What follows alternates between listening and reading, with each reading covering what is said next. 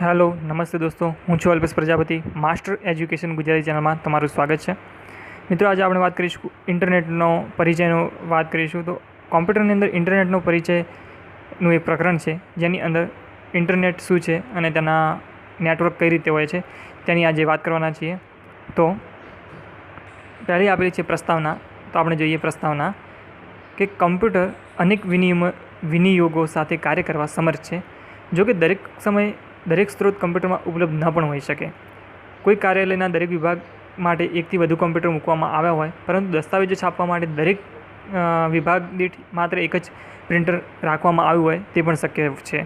વળી કેટલાક કમ્પ્યુટરમાં હિન્દી કે ગુજરાતી જેવી પ્રાદેશિક ભાષાઓનો સમર્થ આપતા વિકલ્પો ઉપલબ્ધ ન હોય, અને કેટલાક કમ્પ્યુટરમાં કોમ્પેક્ટ ડિસ્કમાં લખાણ માટેની સુવિધા ન હોય તેમ પણ બને. અને વધુમાં ક્યારેક આપણે દૂર રહી કમ્પ્યુટરમાં રહેલી વિગતોનો ઉપયોગ કરવા માંગતા હોઈએ એ પણ શક્ય છે. જ્યારે આવા હાર્ડવેર કે સોફ્ટવેરની જરૂર ઊભી થાય ત્યારે આપણે તેવી સુવિધાઓ ધરાવતા કમ્પ્યુટરનો સંપર્ક કરવાની જરૂર પડે છે. જો અવારનવાર આવી જરૂર પડતી હોય તો આપણે વિવિધ પ્રકારની કાર્યક્ષમતા ધરાવતા કમ્પ્યુટરનું પારસ્પરિક જોડાણ કરવું જોઈએ. આવા કમ્પ્યુટર વચ્ચેના જોડાણ સ્થાપિત કરવાથી તે કમ્પ્યુટરમાં રહેલી તમામ સુવિધાઓનો પારસ્પરિક ઉપયોગ શક્ય બને છે. કમ્પ્યુટરમાં નેટવર્ક માટે આ પાયાનો વિચાર છે. બરાબર છે. કમ્પ્યુટરને નેટવર્ક સાથે જોડવામાં આવે ત્યારે કોઈપણ સ્થળેથી કોઈપણ કમ્પ્યુટરમાં રહેલી તમામ સુવિધાઓનો ઉપયોગ કરી શકાય છે. તમે ટેલિફોન નેટવર્ક, વીજળી નેટવર્ક અને રેલવેના નેટવર્ક વિશે સાંભળ્યું જ હશે. તમે કદાચ એ જાણતા હશો કે વીજળીનું ઉત્પાદન અમુક સ્થળો પર જ કરવામાં આવે છે, પરંતુ તેને વધારવા નેટવર્ક દ્વારા આખા રાજ્યમાં પૂરી પાડવામાં આવે છે.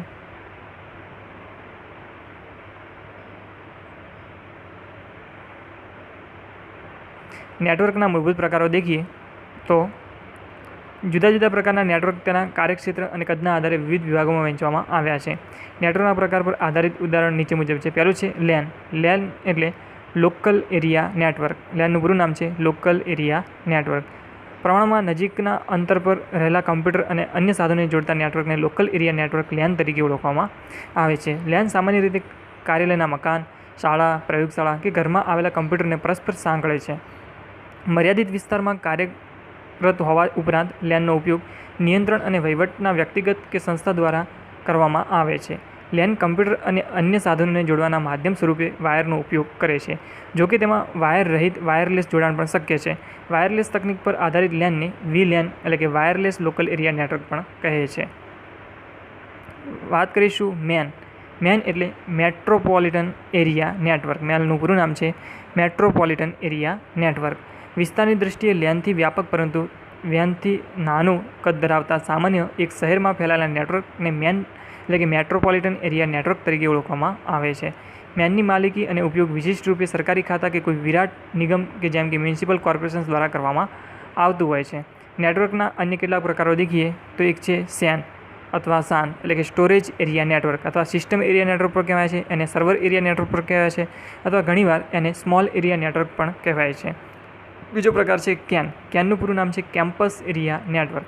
એને કંટ્રોલર એરિયા નેટવર્ક તરીકે પણ ઓળખવામાં આવે છે, અથવા એને ઘણીવાર ક્લસ્ટર એરિયા નેટવર્ક તરીકે પણ ઓળખવામાં આવે છે લેનને, કેનને. એના પછી વાત કરીશું પેન અથવા પાન. એને કહેવાય છે પર્સનલ એરિયા નેટવર્ક. અને ત્રીજો છે એના પછીનું છે ડેન. એને કહેવાય છે ડેસ્ક એરિયા નેટવર્ક. તો લેન અને વેન મૂળભૂત રીતે વિસ્તાર આધારિત નેટવર્કના પ્રકાર છે. સુદીર્ઘ તકનીકી વિકલ્પ દ્વારા અન્ય પ્રકારો ઉદ્ભવ્યા છે.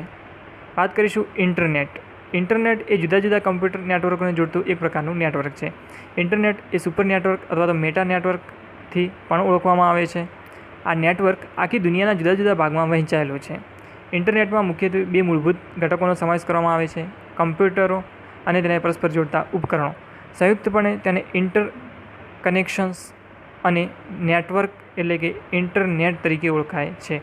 નેટવર્કમાં આવેલા કમ્પ્યુટરો કેટલાક વાયરથી અથવા તો વાયરલેસ તકનીકની વિશિષ્ટ પ્રકારની જોડાણ પ્રક્રિયા દ્વારા પરસ્પર સંકળાયેલા હોય છે. આવા પ્રચલિત જોડાણમાં ફોન લાઇનના કેબલ, ઓપ્ટિકલ ફાઇબર અને સેટેલાઇટ લિંકનો સમાવેશ કરવામાં આવે છે. ઇન્ટરનેટનો અભિગમ આકૃતિ 13.2માં સ્પષ્ટ કરવામાં આવેલ છે.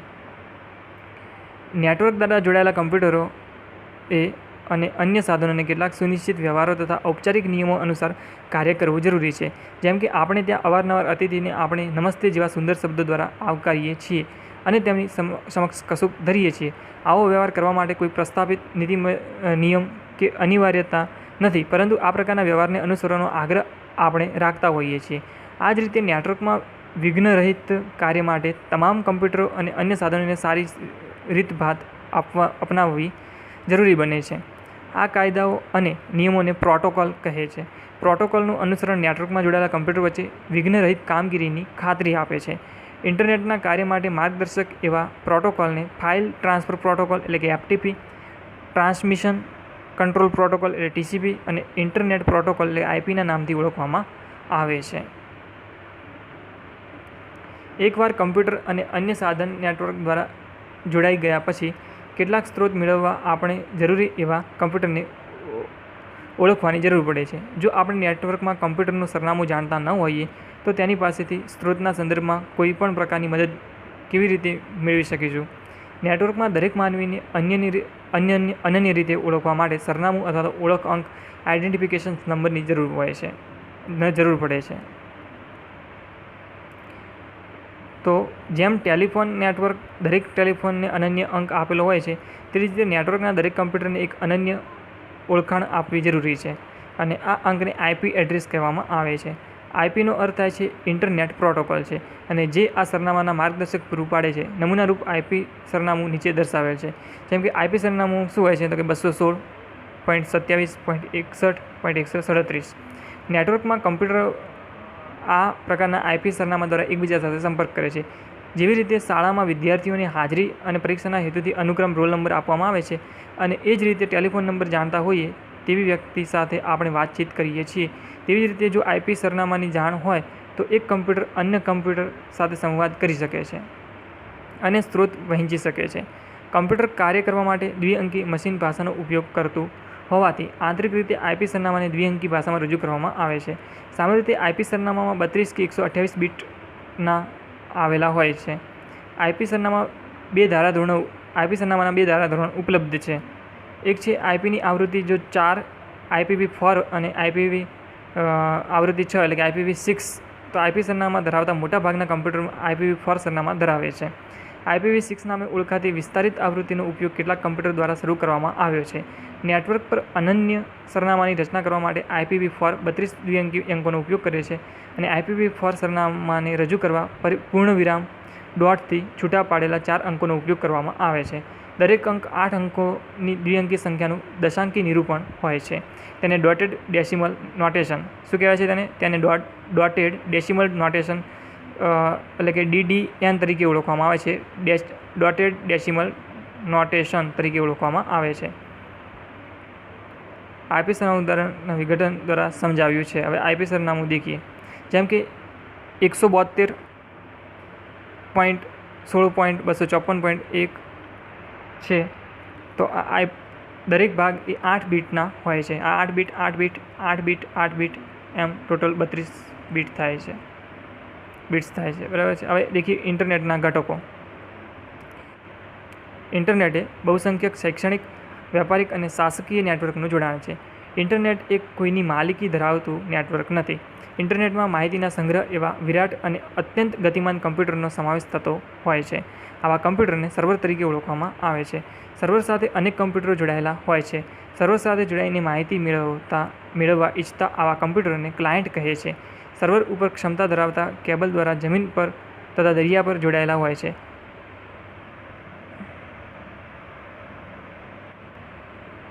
આ કેબલને ઇન્ટરનેટની કરોડરજ્જુ સમાન અથવા તો માહિતીના ધોરીમાર્ગ સમાન ગણવામાં આવે છે. આ હેતુ માટે ફાઇબર ઓપ્ટિકલ કેબલ ઘણા ઉપયોગી છે. નેટવર્કના વિગતોની આપ-લે કરવા માટે ઇન્ટરનેટમાં રાઉટરની મદદ લેવામાં આવે છે. રાઉટર એ કમ્પ્યુટરનું નેટવર્કમાં વિગતોને આગળ મોકલતું એક સાધન છે. ટેલિફોન કેબલ જેવા વાયર ધરાવતા માધ્યમો માત્ર એનાલોગ સિગ્નલ સ્વરૂપે માહિતી પરિવહન કરી શકે છે. જ્યારે કમ્પ્યુટર ડિજિટલ ચિહ્નો મોકલે છે ત્યારે વિગતોનું પરિવહન કરતાં પહેલાં ડિજિટલ માહિતીનું સ્વરૂપ એનાલોગ સિગ્નલમાં રૂપાંતરિત થવું જરૂરી છે. તે જ રીતે વિગતો મેળવનારના સ્થાને એનાલોગ સિગ્નલનું ડિજિટલ સિગ્નલ્સમાં પરિવર્તન થવું જરૂરી છે. આ પ્રક્રિયાને મોડ્યુલેશન અને ડિમોડ્યુલેશન કહે છે. મોડ્યુલેશન પાર પાડનાર સાધન મોડ્યુલેટર અને મોડ્યુલેશનની વિરુદ્ધ પ્રક્રિયા કરનાર સાધન એને ડિમોડ્યુલેટર તથા કેટલીકવાર ડિરેક્ટર અથવા તો ડિમોડ તરીકે પણ ઓળખાય છે. આ બંને પ્રક્રિયા કરી આપતા સાધનને મોડેમ કહે છે. મોડેમનું પૂરું નામ છે મોડ્યુલેટર ડિમોડ્યુલેટર. કહે છે. હાલમાં મોટાભાગના કમ્પ્યુટરોમાં આંતર પ્રસ્થાપિત ઇનબિલ્ટ મોડેમ ઉપલબ્ધ હોય છે.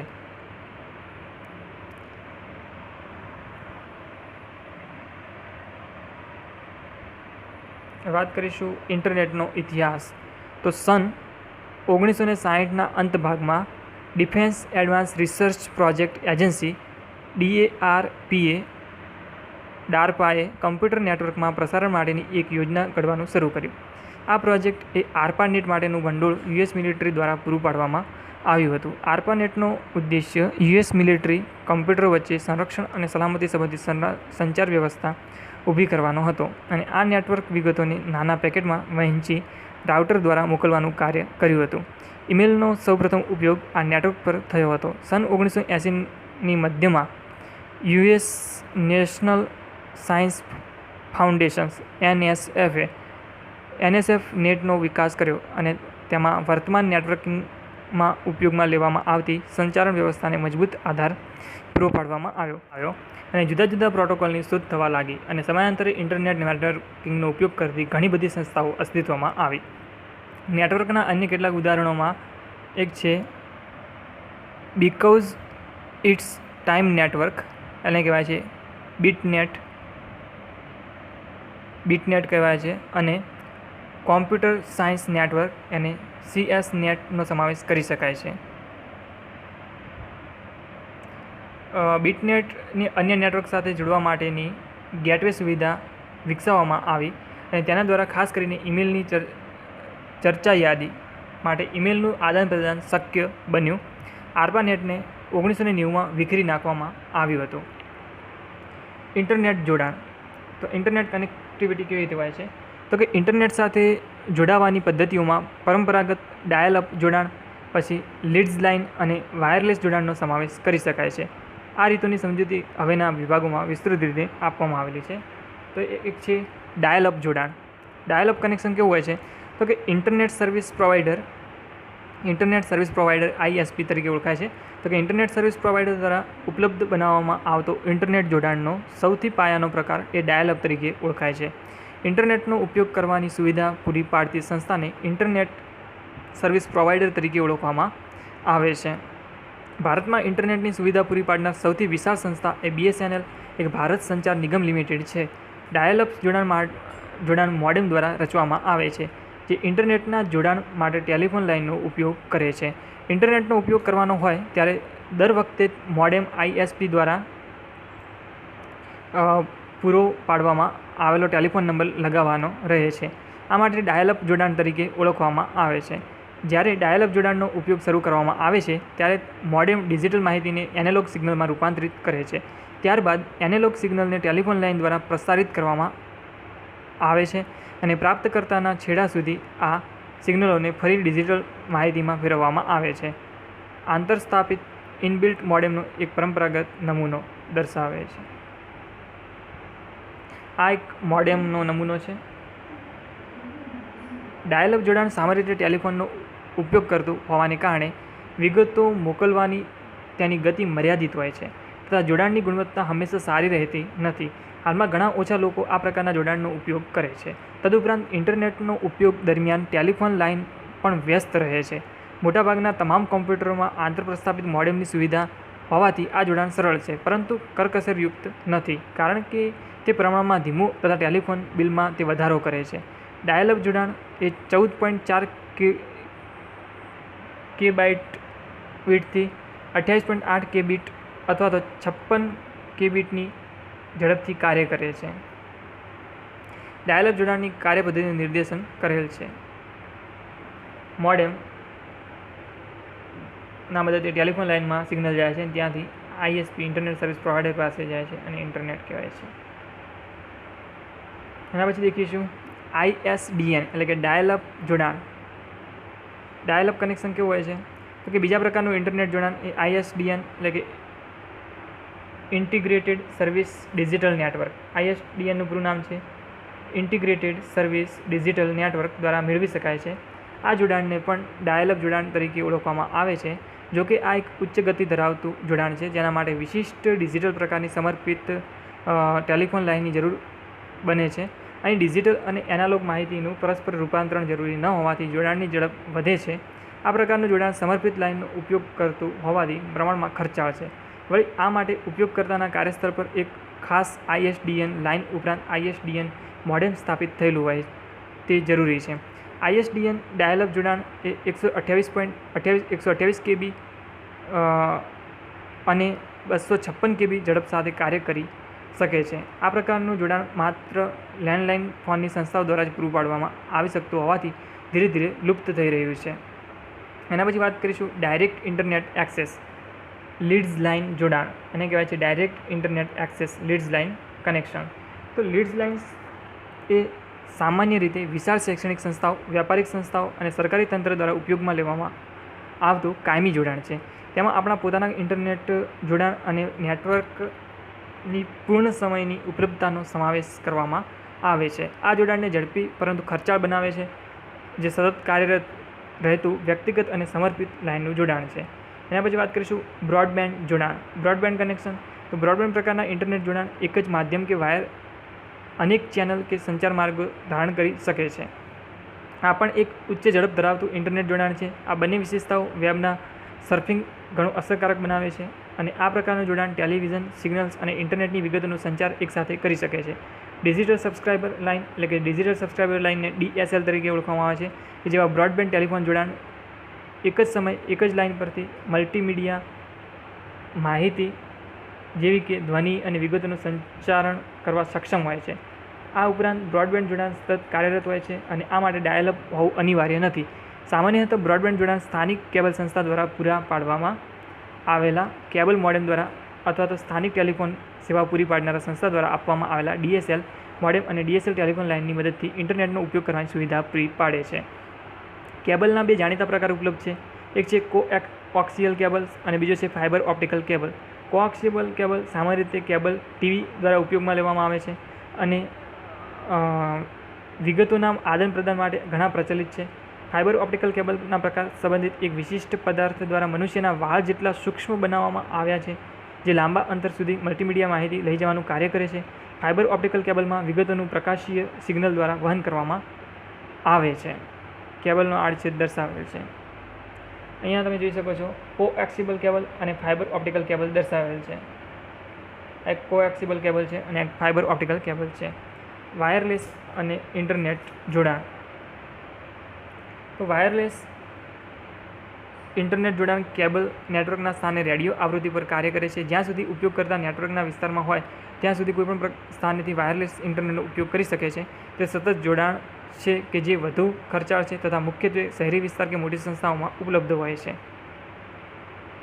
મોબાઈલ ઇન્ટરનેટ જોડાણથી અંગત કમ્પ્યુટર કે લેપટોપ દરેકમાં 3G USB ડેસ્ક કાર્ડનો ઉપયોગ કરવામાં આવે છે. ખાસ કરીને કોઈ પણ સમય ઇન્ટરનેટનો ઉપયોગ કરવા માટે 3G USB ડેટા કાર્ડનો ઉપયોગ કરવામાં આવે છે. તે 7 Mbps સુધીની ઉચ્ચ ઝડપ સાથેનું સરળ અને ત્વરિત ઇન્ટરનેટ પૂરું પાડે છે. 3G ડેટા કાર્ડ ગૂંચવણભર્યા વાયરિંગ તથા સ્થાયી લાઇનની જરૂરિયાતમાંથી મુક્તિ અપાવે છે. 3G ડેટા કાર્ડની ડોંગલ અથવા તો કનેક્ટેડ કાર્ડ તરીકે પણ ઓળખવામાં આવે છે અને જુદા જુદા પ્રકારોમાં USB ડેટા કાર્ડ વધુ પ્રચલિત છે. BSNL, MTNL, Airtel, Vodafone, Tata વગેરે સંસ્થાઓ દ્વારા સુવિધા પૂરી પાડે છે અને આકૃતિ 13.8 એક નમૂનો ડેટા કાર્ડનો દર્શાવે છે. આ ડેટા કાર્ડ છે અને આપણે ડોંગલ તરીકે પણ ઓળખીએ છીએ. એક BSNLનો છે.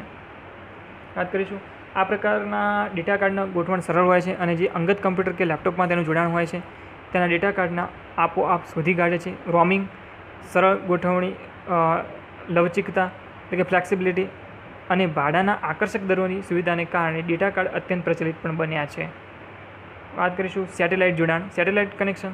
તો પૃથ્વીની આસપાસ પરિભ્રમણ કરતા ભૂસ્થિર ઉપગ્રહ દ્વારા પ્રાપ્ત થતી ઇન્ટરનેટની સેવા ઇન્ટરનેટ ઓવર સેટેલાઇટ IOS તરીકે ઓળખાય છે. તો IOSનું પૂરું નામ પૂછાઈ શકે છે. તો IOSનું પૂરું નામ છે ઇન્ટરનેટ ઓવર સેટેલાઇટ તરીકે ઓળખાય છે અને ઘર અને ઉપગ્રહ વચ્ચે રહેલા વિશાળ અંતરને કારણે સિગ્નલને પૃથ્વીથી ઉપગ્રહ સુધી અને ઉપગ્રહથી તરત પૃથ્વી સુધી પ્રવાહ કરવો પડતો હોવાથી ઉચ્ચ ઝડપ ધરાવતા જમીન પરના તાંબાના કે ફાઇબર ઓપ્ટિકલ કેબલ દ્વારા IOS જોડાણ પ્રમાણમાં ધીમું હોય છે. IOS જોડાણની નમૂનારૂપ સરેરાશ ઝડપ અધિકૃત IP સેવા 492 થી 512 kbps જેટલી હોય છે.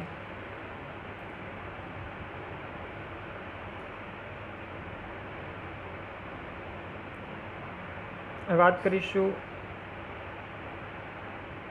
ઇન્ટરનેટનો ઉપયોગ. ઇન્ટરનેટ એ લોકોની વ્યવસાય કરવાની પદ્ધતિ, કમ્પ્યુટરના ઉપયોગ તથા સંચાલન પદ્ધતિમાં બદલાવ લાવ્યો છે. ઇન્ટરનેટ કાર્યના કલાકો અને સ્થળ માટે વ્યાપક પ્રમાણમાં લવચીકતા, ફ્લેક્સિબિલિટી પૂરી પાડે છે. કમ્પ્યુટરની સામાન્ય સુવિધાઓનો ઉપયોગ કરવાની દુનિયાના કોઈપણ સ્થળેથી ઇન્ટરનેટ ઉપયોગી બની શકે છે. તે એકસાથે અનેક લોકો સુધી પહોંચી શકે છે તથા વ્યવસાયિક કાર્યો તથા સંચાલન અને મૂળભૂત આધાર પૂરો પાડે છે. આના દ્વારા લોકો પોતાનો વ્યવસાય કરી શકે છે, માહિતી મેળવી શકે છે, એક કે વધુ વ્યક્તિઓ સાથે સંપર્કમાં રહી શકે છે તથા તેમની પરોણાગત પણ કરી શકે છે. ઇન્ટરનેટના પ્રચલિત વિનિયોગમાં ઈમેલ, ડિજિટલ મલ્ટીમીડિયા સંદેશાઓનું સંચાલન, વર્લ્ડ વાઇડ વેબ પર માહિતી વહેંચણી, www અથવા વેબ તથા માહિતીની શોધનો સમાવેશ કરી શકાય છે. આમાંથી કેટલીક સેવાઓ વિશેની ટૂંકી સમજૂતી નીચેના વિભાગોમાં આપવામાં આવી છે. એક છે domain name system. Domain name system શું છે? તો ડોમેઇન નેમ એક અભિન્નતા સાબિત કરતી અક્ષરમાળા છે. તે વહીવટી સ્વયંસંચાલનનો પ્રદેશ, અધિકાર તથા ઇન્ટરનેટના પરના સંચાલનને વ્યાખ્યાયિત કરે છે. ડોમેઇન નામની રચના ડોમેઇન નેમ સિસ્ટમ DNSના નિયમો અને ધારાધોરણો દ્વારા કરવામાં આવે છે. ડોમેઇન નામનો આધાર સંસ્થાના પ્રકાર તથા તેના ભૌગોલિક સ્થાન પર રહેલો છે. કેટલાક પ્રચલિત ડોમેઇન નામની યાદીઓ જોઈએ તો તમે એક વસ્તુ યાદ રાખજો કે DNSનું પૂરું નામ છે ડોમેઇન નેમ સિસ્ટમ. હવે વાત કરીશું પ્રચલિત ડોમેઇન નેમ. તો એક છે .com. શાના માટે વપરાય છે? તો કે વ્યવસાયિક સંસ્થાઓ, જો કે કોઈપણ વેબસાઇટ દ્વારા ઉપયોગમાં લઈ શકાય છે. .gov શાના માટે વપરાય છે? તો સરકારી સંસ્થાઓ માટે વપરાય છે. .org ડોમેન નેમ એ બિન વ્યાપારિક સંસ્થાઓ માટે વપરાય છે. .edu જે શૈક્ષણિક સંસ્થાઓ માટે વપરાય છે. .info જે માહિતી માટે વપરાય છે. .mil જે લશ્કરી સંસ્થાઓ માટે વપરાય છે. .net જે વિશાળ નેટવર્ક માટે વપરાય છે. .coop જે સહકારી સંસ્થાઓ માટે વપરાય છે. .int એ આંતરરાષ્ટ્રીય સંસ્થાઓ માટે વપરાય છે. અને .aero જે વિમાની સેવાઓ આપતી સંસ્થાઓ માટે વપરાય છે આ ડોમેન નેમ.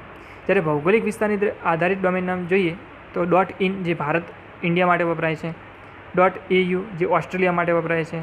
.us જે યુનાઇટેડ સ્ટેટ્સ અમેરિકા માટે વપરાય છે. .jp જે જાપાન માટે વપરાય છે. .pk પાકિસ્તાન માટે વપરાય છે. .ca કેનેડા માટે વપરાય છે. .hk હોંગકોંગ માટે વપરાય છે. .np જે નેપાળ માટે વપરાય છે. .cn જે ચીન માટે વપરાય છે. .uk જે ઇંગ્લેન્ડ માટે વપરાય છે. બધા ડોમેન નેમ પ્રચલિત છે. વાત કરીશું world wide web. World wide web તો ઇન્ટરનેટના માધ્યમ દ્વારા અદ્યતન માહિતી મેળવી આપનાર પદ્ધતિ એ વર્લ્ડ વાઇડ વેબ કહે છે, જેને સંક્ષેપમાં www અથવા તો W3 અથવા તો વેબ તરીકે પણ ઓળખવામાં આવે છે. સ્વિટ્ઝરલેન્ડમાં આવેલી CERN European Organization for Nuclear Research સંસ્થામાં કાર્ય કરતી વખતે ઈસવીસન 1991માં ટિમ બર્નર્સ-લીએ વેબની શોધ કરી. વેબમાં મલ્ટીમીડિયા તથા વિવિધ મુદ્દા પર સ્ટ્રીમિંગ દ્વારા જોઈ શકાય ઇન્ટરનેટના ઉપયોગથી રેડિયો, ટેલિવિઝન તે પ્રકારની માહિતી આપવામાં આવેલી છે. વેબ પરના દસ્તાવેજોને વેબ પેજ કહે છે અને વેબ આવા અનેક પાનાઓનો સમૂહ છે. વેબ પરના પાનાને વેબ બ્રાઉઝર નામના એક કમ્પ્યુટર પ્રોગ્રામ દ્વારા વાંચી શકાય છે. વેબ બ્રાઉઝર એ વેબ પરની માહિતીના સ્ત્રોત મેળવવા, રજૂ કરવા તથા જોવા માટે ઉપયોગમાં લેવામાં આવતો સોફ્ટવેર વિનિયોગ છે. Mozilla Firefox, internet explorer, Google chrome, Netscape navigator વગેરે કેટલાક અતિ પ્રચલિત વેબ બ્રાઉઝરો છે. વેબ પેજને અજોડ રીતે ઓળખવા માટે યુનિફોર્મ રિસોર્સ લોકેટર એટલે કે URLનો ઉપયોગ કરવામાં આવે છે. તો આ પણ યાદ રાખજો, URLનું પૂરું નામ છે યુનિફોર્મ રિસોર્સ લોકેટર. જો URLની જાણ હોય તો જે તે વેબ પેજ પરથી સીધા જ પહોંચી શકાય છે. URLને ઘણીવાર યુનિફોર્મ રિસોર્સ આઇડેન્ટિફાયર એટલે કે URI તરીકે પણ ઓળખવામાં આવે છે. વેબ પેજને સર્વર નામના વિશિષ્ટ કમ્પ્યુટર પર સંગ્રહવામાં આવે છે. કોઈપણ સંસ્થા વેબ સર્વરની વ્યવસ્થા કરી તેમાં સંબંધિત વેબ પેજનો સંગ્રહ કરી શકે છે. વેબ પેજના સમૂહને વેબસાઇટ કહે છે.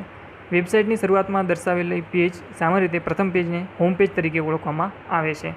કેટલીક વેબસાઇટ વ્યવસાયિક વ્યવહાર, નાણાકીય વ્યવહાર, સમાચાર સેવા વગેરેને લગતી સંસ્થાઓ પૂરી પાડે છે. તેને પોર્ટલ તરીકે ઓળખવામાં આવે છે. પોર્ટલ એ કોઈ સ્ત્રોત કે સેવા માટે પ્રવેશદ્વાર જેવું કાર્ય કરવું પૂરું પાડે છે. સામાન્ય રીતે પોર્ટલ કોઈ નિશ્ચિત ધંધાકીય ગૃહ કે સંસ્થા સાથે જોડાયેલું હોય છે. જોકે પોર્ટલ યાહૂની જેમ જ સામાન્ય સેવાઓ પૂરી પાડતી વેબસાઇટ પણ હોઈ શકે છે. એક પાના પરથી અન્ય પાના પર પહોંચવા માટે વેબ પેજ લખાણની સાથે હાઇપરલિંક નામે ઓળખાતી વેબ લિંક આપવામાં આવે છે. વેબ પેજ પરથી માહિતી હાઇપરલિંક દ્વારા જોડાયેલી હોય છે અને દર્શકને દસ્તાવેજની સાથે લિંક આપવામાં આવે છે. તેના પર ક્લિક કરી તેને પસંદ કરી શકાય છે. લિંક જે લખાણ સાથે જોડાયેલી હોય છે તેને એન્કર ટેક્સ્ટ કહે છે. વેબ પેજ બનાવવા, સુધારવા તથા દસ્તાવેજમાં લિંકને ગોઠવવા હાઇપરટેક્સ્ટ માર્કઅપ લેંગ્વેજ HTML નામની ભાષાનો ઉપયોગ કરવામાં આવે છે. લિંકનું અનુસરણ કરી દસ્તાવેજને સ્થાનાંતરિત કરવા માટે કમ્પ્યુટરમાં કેટલીક પૂર્વ વ્યાખ્યાયિત પદ્ધતિઓ આપેલી છે. આ પદ્ધતિને હાઇપરટેક્સ્ટ ટ્રાન્સફર પ્રોટોકોલ HTTP અને ફાઇલ ટ્રાન્સફર પ્રોટોકોલ FTP તરીકે ઓળખવામાં આવે છે. આ પ્રોટોકોલનો ઉપયોગ કરવાથી વેબનું વ્યવસ્થાપન સરળ બને છે. વેબનો અભિગમાત્મક દેખાવ દર્શાવ્યો છે.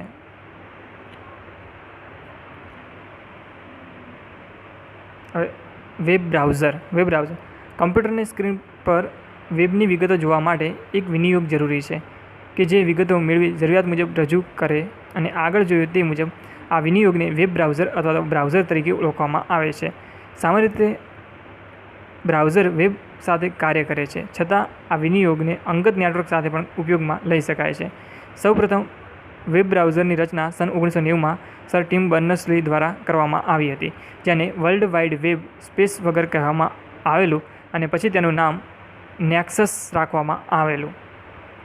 ઉપયોગકર્તા સમક્ષ વેબની વિગતોને મેળવી રજૂ કરવી એ બ્રાઉઝરનું મુખ્ય કાર્ય છે. Browser URI uniform resource identifier દ્વારા સ્ત્રોતને ઓળખે છે.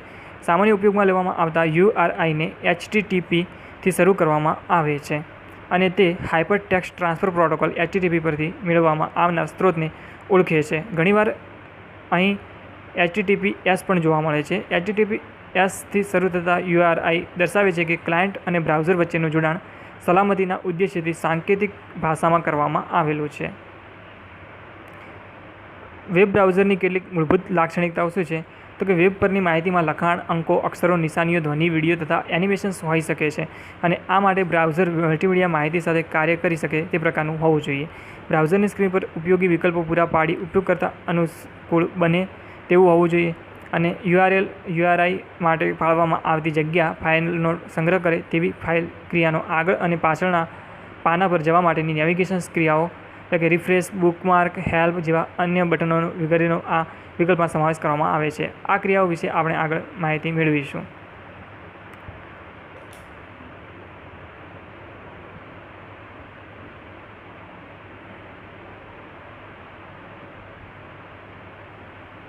ફાયરફોક્સ બ્રાઉઝર મેળવવું અહીંયા છે. ફાયરફોક્સ એક ઓપન સોર્સ વેબ બ્રાઉઝર છે જેને મોઝિલા ફાઉન્ડેશન્સની www.mozilla.org વેબસાઇટ પરથી નિઃશુલ્ક મેળવી શકાય છે. ફાયરફોક્સના કોડને જોવા અને બદલવા માટેની સેવા પણ નિઃશુલ્ક રીતે ઉપલબ્ધ છે. આ પ્રકારના સોફ્ટવેરને વહેંચણી વખતે તેનો મુખ્ય ઉદ્દેશ્ય સોફ્ટવેરને વિશાળ પાયે વહેંચી તેના વિશેની ટિપ્પણી સુધારા આમંત્રિત કરવાનો હોય છે. મોઝિલા સમુદાયનું મુખ્ય પાનું હોમ પેજ એ આગળ દર્શાવેલું હતું કે જ્યાંથી ફાયરફોક્સ બ્રાઉઝરના નિઃશુલ્ક ઉપલબ્ધ કરી શકાય છે.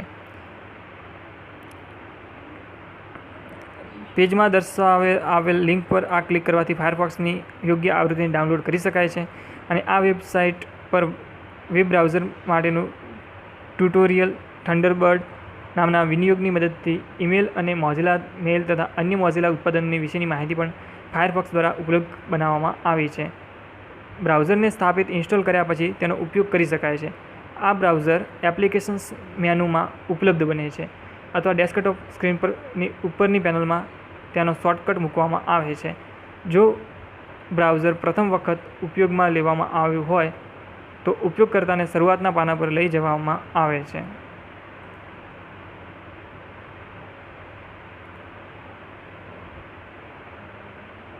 જ્યારે બ્રાઉઝર ખોલવામાં આવે ત્યારે તેમાં google.com અથવા તો www.google.com એવું સરનામું ઉમેરવું જરૂરી છે. નીચેની પ્રક્રિયા દ્વારા આ પાનાને પૂર્વ નિર્ધારિત પાના તરીકે ગોઠવી શકાય છે. એક છે ટૂલ્સ અને ઓપ્શન્સ, એના પર જનરલ પસંદ કરો. હોમ પેજનું સરનામું આપો અને બ્રાઉઝરના પૂર્વનિર્ધારિત પેજ બનશે. જ્યારે બ્રાઉઝર ખુલશે ત્યારે આ પાનું દર્શાવવામાં આવશે. ગૂગલના પાના ઉપર સર્ચ ઓપ્શન્સમાંથી કીવર્ડ લખી માહિતીની શોધ કરી શકાય છે. ઉદાહરણ તરીકે, જો તમે ગુજરાતી શાળાઓ વિશે માહિતી શોધવા ઈચ્છતા હો તો તમે ગૂગલના સર્ચ બારમાં સ્કૂલ ઇન ગુજરાત શબ્દો ઉમેરવાથી આકૃતિ 13.12માં દર્શાવ્યા મુજબનું પરિણામ જોવા મળશે. સર્ચ એન્જિન શું છે? તો કે હાઇપરલિંક દ્વારા સંકળાયેલા વેબ પેજનો સંગ્રહ કરવાની કાર્યપદ્ધતિ વેબ પૂરી પાડે છે. માત્ર હાઇપરલિંક દ્વારા દસ્તાવેજોની વચ્ચેનું જોડાણ પૂરું પાડવાની તથા લિંકને અનુસરવાની કાર્યપદ્ધતિ વેબને પૂરેપૂરી કાર્યક્ષમતા બનાવતી નથી. લિંકને અનુસરી આપોઆપ માહિતીની શોધ કરી શકવાની વિશેષતા વેબની સાચી ક્ષમતા મળે છે. વેબની વિશાળતામાંથી ચોક્કસ માહિતી શોધવી તે ખરેખર કઠિન કાર્ય છે. જેમ પુસ્તકમાંથી કોઈ મુદ્દાની શોધ કરવા માટે માહિતીની યાદી અથવા અનુક્રમણિકા પૂરી પાડવામાં આવે છે, તે જ રીતે વેબ પણ અનુક્રમણિકાની યાદી આપે છે જેના દ્વારા કીવર્ડ આધારિત શોધ શક્ય બને છે. આ પ્રકારનું કાર્ય કરી આપતા કમ્પ્યુટર પ્રોગ્રામને સર્ચ એન્જિન તરીકે ઓળખવામાં આવે છે. ગૂગલ, પછી યાહૂ, આસ્ક, સ્કિરસ અને અલ્ટાવિસ્ટા આ પ્રકારના કેટલાક સર્ચ એન્જિનોના ઉદાહરણ છે. ઘણા સર્ચ એન્જિનોનો ઉપયોગ કરતા પાસેથી કીવર્ડ મેળવી બીજા અનેક સર્ચ એન્જિનો સુધી તે કીવર્ડને પ્રસારિત કરે છે અને આ પ્રકારના સર્ચ એન્જિનને મેટા સર્ચ એન્જિન કહે છે. મેટા સર્ચ એન્જિનના કેટલાક ઉદાહરણો નીચે દર્શાવેલ છે. મેટા સર્ચ એન્જિનમાં એક તો આઈબુગી, ઇન્ફોગ્રીડ, ડોગપાઇલ અને ઇઠાકી વગેરે જેવા મેટા સર્ચ એન્જિન પણ હોય છે કે જે અલગ અલગ સર્ચ એન્જિન ઉપરથી માહિતી મેળવી અને એકમાં દર્શાવતા હોય છે. વાત કરીશું ગૂગલ. ગૂગલ એ સ્ટેનફોર્ડ યુનિવર્સિટીના લેરી પેજ અને સર્ગેય બ્રિન દ્વારા સ્થાપવામાં આવેલી અમેરિકા સ્થિત એક આંતરરાષ્ટ્રીય સંસ્થા છે જે માઉન્ટેન વ્યૂ ઓફ કેલિફોર્નિયામાં આવેલી છે. આ સંસ્થાનો હેતુ ઇન્ટરનેટને લગતી સેવાઓ અને ઉત્પાદનો પૂરા પાડવાનો છે.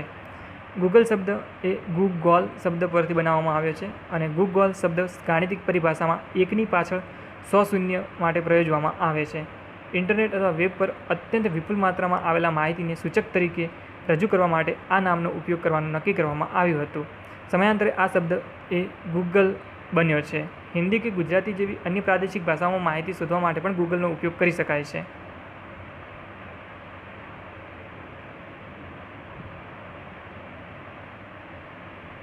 જો હિન્દી ભાષામાં પસંદ કરવામાં આવે તો દર્શાવ્યા મુજબનું વેબ પેજ જોવા મળશે. ઉપર દર્શાવ્યું છે.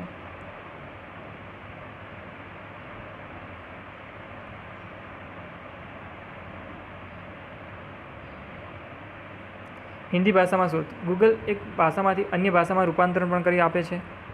ગૂગલ ટ્રાન્સલેટની મદદથી સરળતાથી ઉપયોગ કરી શકાય છે. માટેના આભાસી કીબોર્ડ દ્વારા ઉચ્ચાર અનુસાર ફોનેટિક્સ ટાઈપ કરી શકાય તે પ્રકારની સુવિધા પણ ગૂગલ આપે છે. ગૂગલમાં અનુવાદ. તો કે શોધના પરિણામને મર્યાદિત કે સંક્ષિપ્ત બનાવવા માટે ગૂગલ કેટલીકવાર એડવાન્સ શોધ માટેની સુવિધા પણ પૂરી પાડે છે. આ પ્રકારની શોધ કરવા માટેની સુવિધાના દરેક પગલાં નીચેની આકૃતિમાં દર્શાવ્યા છે. ગૂગલનો ઉપયોગ કરી માહિતી શોધવા માટેની પ્રારંભિક સ્ક્રીન દર્શાવી છે. આ સ્ક્રીનની દુનિયાની 7 અજાયબીઓને શોધવા માટેની પ્રક્રિયા રજૂ કરે છે.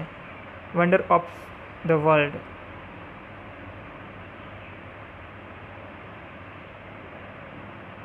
જ્યારે ક્વેરી લખીને ગૂગલ સર્ચ પર બટન પર ક્લિક કરવામાં આવે છે ત્યારે આકૃતિ 13.17માં દર્શાવ્યા મુજબ પરિણામ જોવા મળે છે.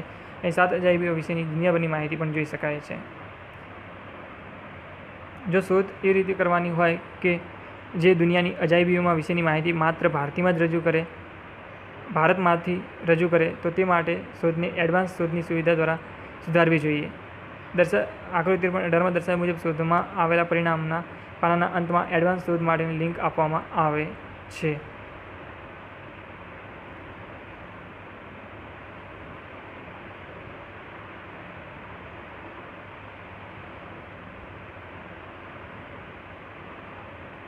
એડવાન્સ શોધ માટેનો બીજો ભાગ આકૃતિ 13.20માં દર્શાવે છે. અહીં ભાષા જેવી કે હિન્દી, અંગ્રેજી વગેરે પ્રદેશ માહિતી અદ્યતન કર્યાની તારીખ, ઉપયોગ વગેરે માટે નિઃશુલ્ક એવી માહિતી વગેરે માટેના વિકલ્પો પૂરા પાડી શોધને મર્યાદિત બનાવી શકાય છે. ગૂગલ દ્વારા પૂરી પાડવામાં આવતી મુખ્ય સુવિધાઓમાં શોધ, ઈમેલ, ક્લાઉડ કમ્પ્યુટિંગ અને જાહેરાતનો સમાવેશ થાય છે. સંસ્થાનું ધ્યેય દર્શાવતું વિધાન છે કે દુનિયાભરની માહિતીની સંરચના કરવી તથા એને વૈશ્વિક ધોરણે ઉપયોગી બનાવવી. ગૂગલ દસ્તાવેજનો સંગ્રહ અને ઉપયોગ કરવા માટે આભાસી સ્થળો પણ પૂરા પાડે છે. Google docs and Google drives આ પ્રકારની સેવાઓના ઉદાહરણ છે. ગૂગલ ડ્રાઇવ એ આપણા તમામ પ્રકારના દસ્તાવેજોને બનાવવા, વહેંચવા, સાથે મળી કામ કરવા, શોધવા અને સંગ્રહ કરવા માટેની જગ્યા છે.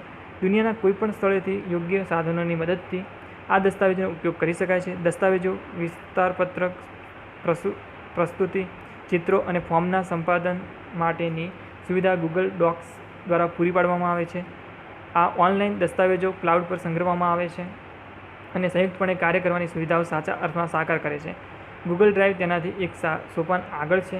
પ્રસ્તાવિત કોઈપણ સાધનની સ્થાનિક ફાઇલનો ઉપયોગ કરવાની સુવિધા પ્રદાન કરે છે. તમામ પ્રકારની ફાઇલોમાં નિઃશુલ્ક સંગ્રહ અને ઉપયોગ માટે પ્રારંભમાં 5 GB જેટલી જગ્યા પૂરી પાડવામાં આવે છે. આ સેવા પ્રાપ્ત કરવા માટે ગૂગલ ક્લાઉડ સાથે જોડાણ હોવું જરૂરી છે. આ માટે ગૂગલની અધિકૃત સાઇટ પરથી Google cloud Android mobile operating system સાથે જોડાણ કરી શકાય છે. સોફ્ટવેર ડાઉનલોડ કરી શકાય છે અને આ ઉપરાંત ગૂગલ નીચે દર્શાવેલ પણ સેવાઓ પણ વિસ્તારી છે. એક છે Android mobile operating system, Picasa photo organisation, Google Earth પૃથ્વી ત્રિપરિમાણીય દૃશ્ય, Google Chrome operating OS browser, ક્રોમબુકમાં નામમાં નોટબુક કમ્પ્યુટર માટેની એકમાત્ર વિશિષ્ટ ઓપરેટિંગ સિસ્ટમ છે. Google driverless car, Google street વ્યૂના ઉપયોગથી કૃત્રિમ બુદ્ધિમત્તા તકનીક દ્વારા ઉપયોગમાં લેવામાં આવતી સિસ્ટમ પણ છે. વધુ રસપ્રદ માહિતી પ્રાપ્ત કરવા માટે ગૂગલની ડ્રાઈવરલેસ કારનો ઉપયોગ કરી શકાય છે. વેબ ઉપર માહિતીને શોધવા અને વહેંચવા ઉપરાંત પણ લોકોને અન્ય ઘણા કાર્યો કરવાની જરૂર પડે છે. તેમાં અંગત ખ્યાલો અને માહિતીને જૂથ બનાવી પરસ્પર વહેંચણીનો પણ સમાવેશ થાય છે. આ હેતુ માટે અન્ય ઘણા વિનિયોગનો વિકાસ કરવામાં આવે છે.